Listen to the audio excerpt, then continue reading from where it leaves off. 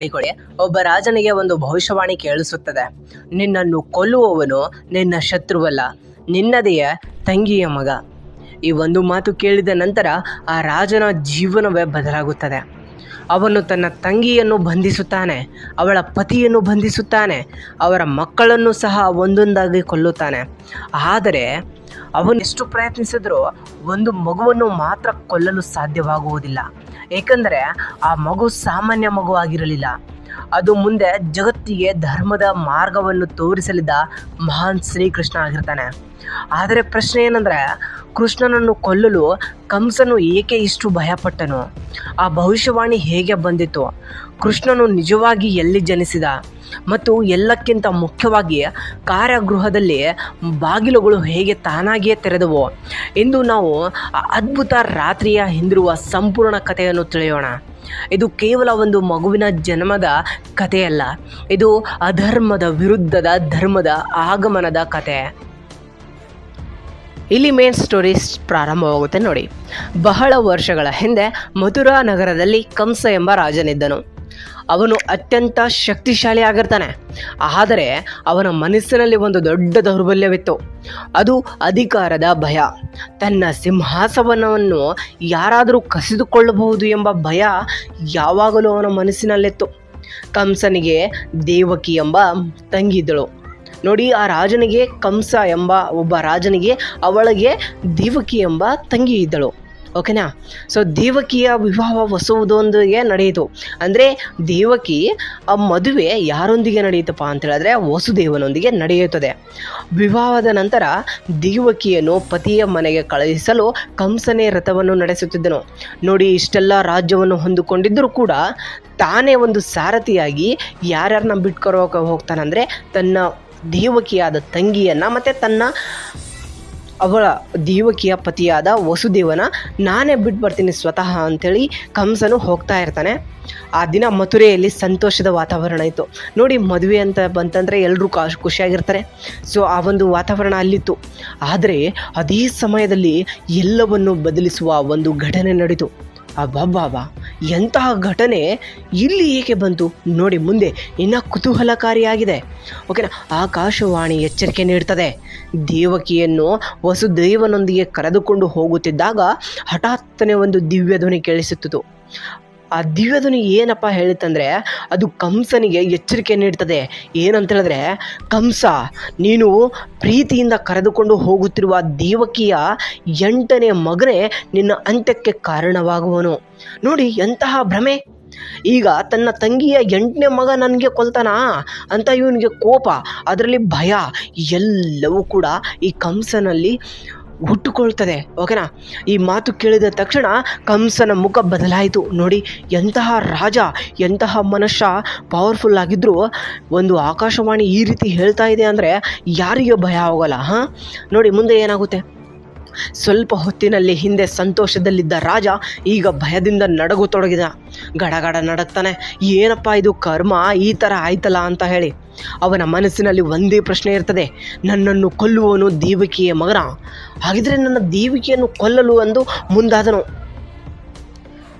ಅಷ್ಟಕ್ಕೆ ಈ ದೇವಕಿಯ ಪತಿ ಸುಮ್ಮನೆ ಇರ್ತಾನೆ. ವಸುದೇವ, ನೋಡಪ್ಪ, ನೀನು ನನ್ನ ಒಂದು ಹೆಂಡತಿಯನ್ನು ಕೊಲ್ಲಬೇಡ, ಆದರೆ ಅವರ ಹುಟ್ಟುವಂತಹ ಮಕ್ಕಳು, ನನಗೆ ಹುಟ್ಟುವಂತಹ ದೇವಕಿಗೆ ಹುಟ್ಟುವಂತಹ ಮಕ್ಕಳನ್ನು ನಿನಗೆ ಒಪ್ಪಿಸುತ್ತೇನೆ, ಆದರೆ ನನ್ನ ಹೆಂಡತಿಯನ್ನು ಕೊಲ್ಲಬೇಡ ಅಂತ ಕಂಸ ಯಾರಿಂದ ಕೇಳ್ಪಡ್ತಾನೆ ಅಂದರೆ ವಸುದೇವ ಹೇಳ್ತಾನೆ. ಯಾರಿಗಂದರೆ ಕಂಸನಿಗೆ. ಓಕೆನಾ? ಈ ಮಾತನ್ನು ಒಪ್ಪಿಕೊಂಡನು. ಆದರೆ ಅವನ ಮನಸ್ಸಿನಲ್ಲಿ ಒಂದು ಭಯ ಎಂಬುದು ಮಾತ್ರ ಹೋಗಲಿಲ್ಲ ನೋಡಿ. ಎಷ್ಟೇ ಒಂದು ಭಯ ಇದ್ದರೂ ಕೂಡ ಅವರಿಗೆ ಹೋಗ್ತಾ ಇರಲಿಲ್ಲ. ತದನಂತರ ಕಾಲ ಕಳೆದಂತೆ ದೇವಕಿ ಮತ್ತು ವಸುದೇವರಿಗೆ ಮಕ್ಕಳು ಹುಟ್ಟಿದ್ರು ನೋಡಿ. ಅಷ್ಟರಲ್ಲೇ ಈ ರೀತಿಯಾಗಿ ಘಟನೆ ನಡೀತಲ್ಲ, ಆಕಾಶವಾಣಿ ಹೇಳ್ತಲ್ಲ, ಆಗ ನಾನು ಹೊರಗಡೆ ನನ್ನ ತಂಗಿಯನ್ನು ಮತ್ತು ಅವರ ಗಂಡನನ್ನು ಬಿಟ್ಟರೆ ನನಗೆ ಆ ಮಕ್ಕಳು ಕೊಲ್ತಾರೆ ಅಂತ ಹೇಳಿ ಈತ ಏನು ಮಾಡ್ತಾನಂದರೆ ಜೈಲಲ್ಲಿ ಹಾಕ್ಬಿಡ್ತಾನೆ. ಯಾರನ್ನ? ತನ್ನ ತಂಗಿಯಾದ ದೇವಕಿ ಮತ್ತು ವಸುದೇವನ. ಓಕೆನಾ? ಹಾಕ್ತಾನೆ. ಕಾಲ ಕಳೆದಂತೆ ದೇವಕಿ ಮತ್ತು ವಸುದೇವರಿಗೆ ಮಕ್ಕಳು ಹುಟ್ಟಿದರು ನೋಡಪ್ಪ. ಮೊದಲೇ ಮಗು ಹುಟ್ಟಿತು. ಆದರೆ ಕಂಸನಲ್ಲಿ ಭಯ ಬಿತ್ತಲೇ ಹೆಚ್ಚುತ್ತಾ ಹೋಯಿತು. ದೇವಕಿ ವಸುದೇವರನ್ನು ಕಾರಾಗೃಹದಲ್ಲಿ ಬಂಧಿಸಲಾಯಿತು. ಓಕೆನಾ? ಅಲ್ಲಿ ಹುಟ್ಟಿದ ಮಕ್ಕಳನ್ನು ಕಂಸನು ತನ್ನ ಕೈಯಿಂದ ಕೊಲ್ಲುತ್ತಿದ್ದನು ಎಂಬುದು ಪುರಾಣಗಳ ಕಥೆಯ ಪ್ರಕಾರ ಘಟನೆ ಇದೆ. ಓಕೆನಾ. ಏನಪ್ಪ ಅಂತ ಹೇಳಿದ್ರೆ ಒಬ್ಬೊಬ್ಬ ಮಗ ಹುಟ್ಟುತ್ತಾ ಇರ್ತಾನೆ, ಯಾರಿಗೆ? ದೇವಕಿ ಮತ್ತು ವಸುದೇವಿ. ಓಕೆನಾ. ಅವ್ರಿಗೆ ಹುಡ್ತಾ ಇರ್ಬೇಕಂತ ಸಂದರ್ಭದಲ್ಲಿ ಇವನು ಕೊಲ್ತಾನೆ ಇರ್ತಾನೆ. ಒಂದು ಮಗು ಕೊಲ್ತ, 2 ಮಗ ಕೊಲ್ದ, ಮತ್ತು 3 ಹಾಗೆ ಕೊಲ್ತಾ ಇರ್ತಾನೆ. ಎಷ್ಟರ ಮಟ್ಟಿಗೆ ಅಂದರೆ 7 ಮಗು ತನಕ ಕೊಲ್ತಾನೆ ಇರ್ತಾನೆ. ಅದು ಪುರಾಣಗಳ ಪ್ರಕಾರ ಹೇಳ್ತಾರೆ ಅಂತ ಹೇಳಿದ್ದಾರೆ. ಓಕೆನಾ. ಹೀಗೆ ಮಕ್ಕಳನ್ನು ಜನಿಸುತ್ತಾ ಹೋದರು. ಪ್ರತಿ ಬಾರಿ ದೇವಿಕೆಯ ಹೃದಯ ದುಃಖದಿಂದ ತುಂಬಿತಿತ್ತು. ನೋಡಪ್ಪ, ಇಷ್ಟೊಂದು ತಾಯಿಯ ಋಣ ಹೇಗಿರುತ್ತೆ ಅಂತ ಹೇಳಿದ್ರೆ, ತನ್ನ ಮಕ್ಕಳನ್ನು ತಾನೇ ಕಂಸನಿಗೆ ಕೊಟ್ಟು ಕೊಲ್ಲಿಸ್ತಾ ಇದ್ದಾಳೆ ಅಂದಮೇಲೆ ಭಯ ಇರಲ್ವಾ ತಾಯಿಗೆ? ಓಕೆನಾ. ವಸುದೇವನಿಗೂ ತಮ್ಮ ಮಕ್ಕಳನ್ನು ರಕ್ಷಿಸಲು ಸಾಧ್ಯವಾಗದ ನೋವು ಕಾಡುತ್ತಿತ್ತು. ಯಾಕಂದರೆ ಅವ್ರು ಜೈಲಲ್ಲಿ ಇದ್ದರು. ಓಕೆನಾ. ಆ ಸಂದರ್ಭದಲ್ಲಿ ಆದರೆ ಅವರ ಜೀವನ ಇನ್ನೊಂದು ದೊಡ್ಡ ರಹಸ್ಯ ಉಳಿದಿತ್ತು. ನೋಡಿ, ಅವರ ಜೀವನದಲ್ಲಿ ಒಂದು ದೊಡ್ಡ ರಹಸ್ಯ ಉಳಿಯುತ್ತದೆ. ಏನಪ್ಪ ಆ ರಹಸ್ಯ ಅಂತಂದರೆ 8ನೇ ಮಗು. ಇಲ್ಲಿ ಮೇನ್ ಪಾಯಿಂಟ್ 8ನೇ ಮಗು. ಕಂಸನು ಭಯಪಡುತ್ತಿದ್ದ ಆ ಮಗು. ಓಕೆನಾ. ಕಂಸನೇ ಆ ಒಂದು 8ನೇ ಮಗುಗೋಸ್ಕರನೇ ಕಾಯ್ತಾ ಇದ್ದ. ಯಾಕಂದರೆ ಅವನನ್ನು ಚಿಕ್ಕವನಿಲ್ಬೇಕಾದ್ರೆ ನಾನು ಕೊಲ್ಬಿಡ್ಲಿ ಅಂತ. ಯಾಕಂದರೆ ಅವಾಗ ದೊಡ್ಡವನಾದ್ಮೇಲೆ ನನ್ನ ಕೈಯಲ್ಲೇ ಅವನು ಅಷ್ಟಕ್ಕೂ ನಾನು ಬಿಡಲ್ಲ ಅವನಿಗೆ ದೊಡ್ಡವನಾಗಿ ಅಂತ ಹೇಳ್ತಾ. ಓಕೆನಾ. ಕಾರಾಗೃಹದ ಒಳಗಡೆ ದಿನಗಳು ಕಳೆಯುತ್ತಿದ್ದವು. ಹೊರಗೆ ಮಥುರ ಸಾಮಾನ್ಯವಾಗಿ ಸಾಗುತ್ತಿತ್ತು.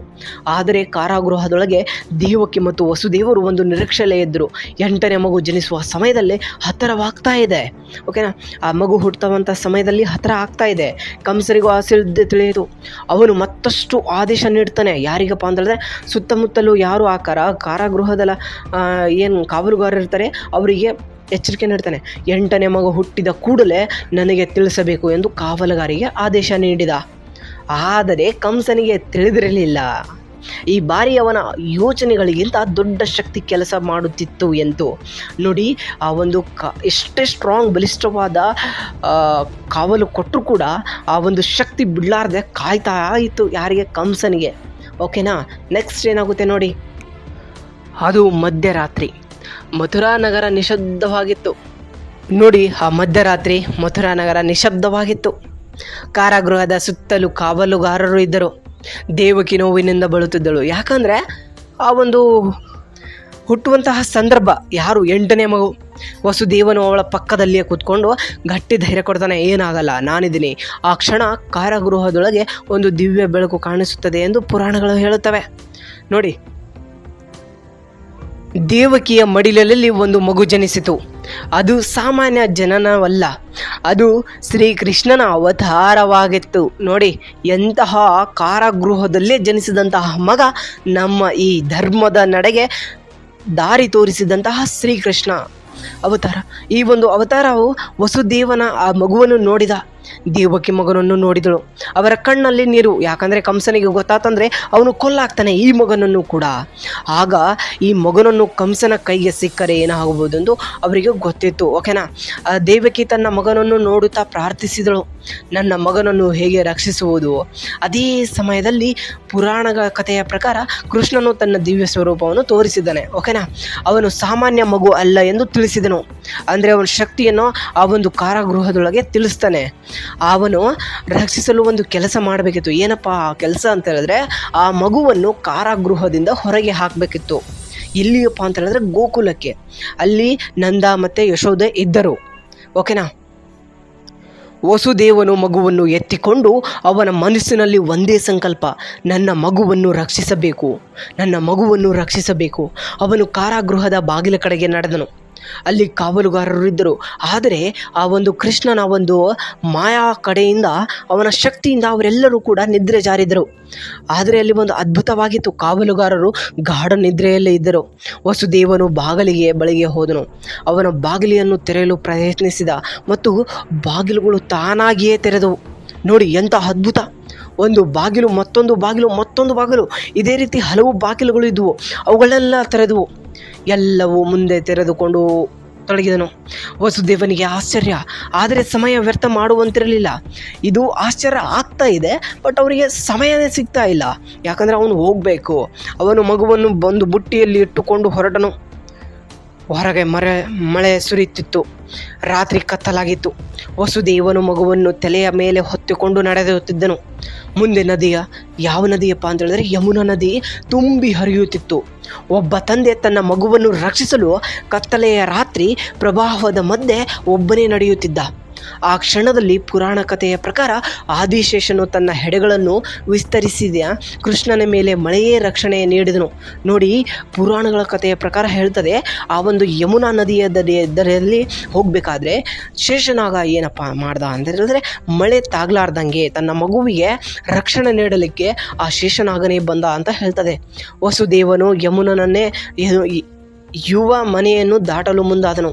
ಆದರೆ ಯಮುನಾ ನದಿ ತುಂಬಿ ಹರಿಯುತ್ತಿತ್ತು. ಈಗ ಅವನ ಮುಂದೆ ಮತ್ತೊಂದು ಪರೀಕ್ಷೆ. ವಸುದೇವನಿಗೆ ನಿಧಾನವಾಗಿ ಯುಮನೆಯೊಳಗೆ ಹೆಜ್ಜೆ ಇಟ್ಟನು. ನೀರು ಹೆಚ್ಚಾಗುತ್ತಿತ್ತು.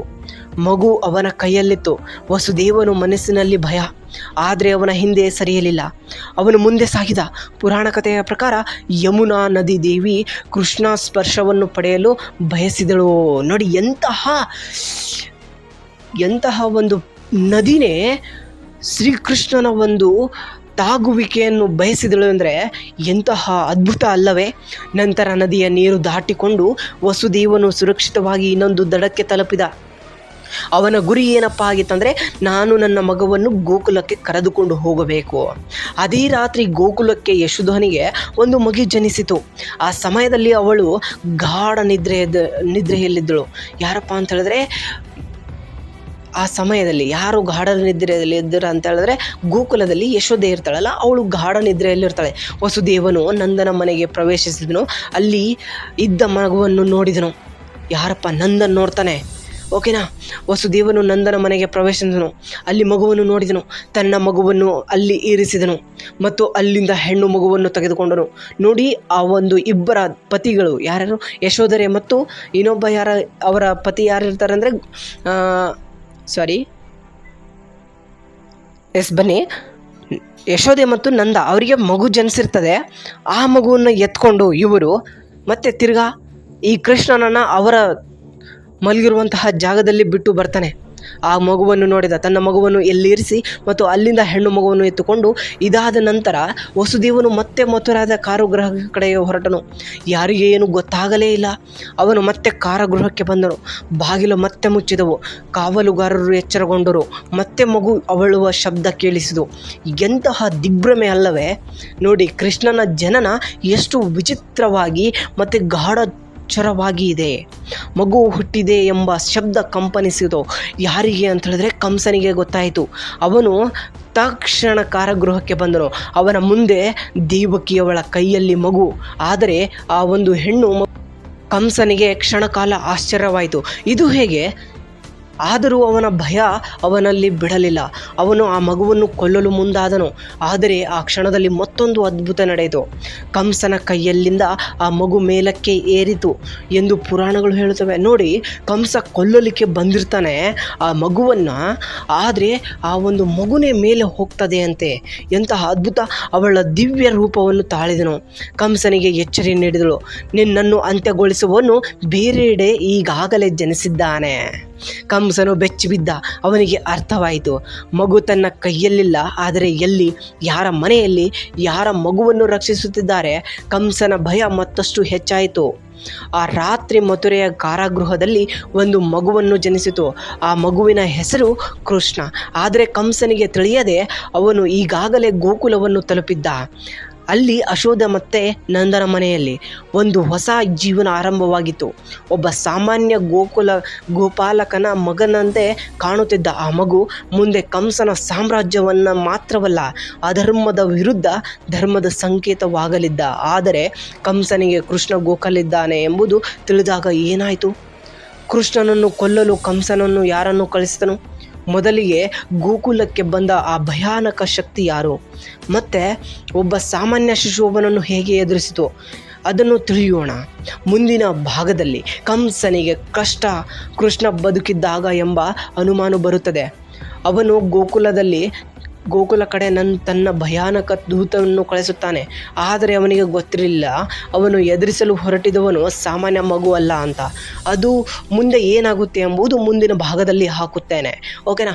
ಯಾರು ಕೂಡ ಈ ವಿಡಿಯೋನ ಸ್ಕಿಪ್ ಮಾಡಲಾರ್ದೆ ಆ್ಯಂಡ್ ಕೊನೆವರೆಗೂ ನೋಡಿದ್ದೀರಾ, ಅವರಿಗೆ ಸಂಪೂರ್ಣ ಕತೆ ಇಷ್ಟ ಆಗಿರುತ್ತೆ ಅಂದ್ಕೊಂಡಿದ್ದೀನಿ. ಇಷ್ಟವಾದರೆ ಲೈಕ್ ಮಾಡಿ, ಶೇರ್ ಮಾಡಿ ಆ್ಯಂಡ್ ಸಬ್ಸ್ಕ್ರೈಬ್ ಮಾಡೋದನ್ನು ಮರಿಬೇಡಿ. ನೆಕ್ಸ್ಟ್ ಎಪಿಸೋಡಲ್ಲಿ ಏನಪ್ಪ ಆಗುತ್ತೆ ಅಂತ ಹೇಳಿದ್ರೆ, ಅದೇ ಯಾರನ್ನ ಕಳಿಸ್ತಾನೆ ಈ ಕಂಸ, ಹೇಗೆ ಅವನಿಗೆ ಗೊತ್ತಾಗುತ್ತೆ ತನ್ನ ಈ ಕಂಸನ ದೇವಕಿಯ ಮಗ ಕೃಷ್ಣ ಅಲ್ಲಿ ಹೋಗಿದ್ದಾನೆ, ಯಾರು ಸಾಕ್ತಾ ಇದ್ದಾರೆ ಅಂತ ನೆಕ್ಸ್ಟ್ ವಿಡಿಯೋದಲ್ಲಿ ಹೇಳ್ತೀನಿ. ಓಕೆನಾ? ಇಷ್ಟವಾದರೆ ಲೈಕ್ ಮಾಡಿ, ಶೇರ್ ಮಾಡಿ, ಸಬ್ಸ್ಕ್ರೈಬ್ ಮಾಡೋದನ್ನು ಮರಿಬೇಡಿ. ಮತ್ತೆ ವಿಡಿಯೋದಲ್ಲಿ ಸಿಗೋಣ. ಎಪಿಸೋಡ್ 2ಗೆ ಕಾಯ್ತಾ ಇರಿ. ಧನ್ಯವಾದಗಳು.